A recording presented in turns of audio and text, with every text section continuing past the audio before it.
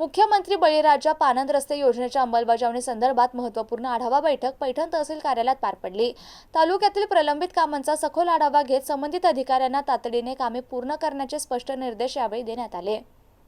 बैठकीदरम्यान योजनेअंतर्गत सुरू असलेल्या आणि अपूर्ण कामांबाबत विभागाच्या संबंधित अधिकाऱ्यांसोबत सविस्तर चर्चा करण्यात आली। रखडलेल्या कामातील अडथळे दूर करण्यासाठी प्रशासनाने अधिक जबाबदारीने काम करावे असे आमदार भुमरे यांनी यावेळी सांगितले। शेतकऱ्यांना त्यांच्या शेतापर्यंत पोहोचण्यासाठी चांगले रस्ते उपलब्ध होणे अत्यावश्यक आहे, त्यामुळे कोणतीही दिरंगाई न करता प्रलंबित कामे तातडीने पूर्ण करावीत अशा शब्दात त्यांनी अधिकाऱ्यांना सूचना दिल्या। यावेळी उपविभागीय अधिकारी नीलम पाफना, तहसीलदार ज्योती पवार, गटविकास अधिकारी मनोरमा गायकवाड, सहाय्यक गटविकास अधिकारी राजेश कांबळे यांच्यासह शिवसेना उपजिल्हा प्रमुख विनोद बोंबले, उपसभापती अशोक भवर, पंचायत समिती सदस्य दादासाहेब गलांडे, प्रमोद पल्हाळकर, भाऊसाहेब गोचरे, मनोज गायक, या जिल्हा परिषद सदस्य नितीन तांबे तसेच माजी जिल्हा परिषद सदस्य अक्षय जायभाई आदींची उपस्थिती होती। तालुक्यातील विविध विभागांचे अधिकारी कर्मचारी मोठ्या संख्येने बैठकीस उपस्थित होते। गौतम बनकर, MCN न्यूज, पैठण।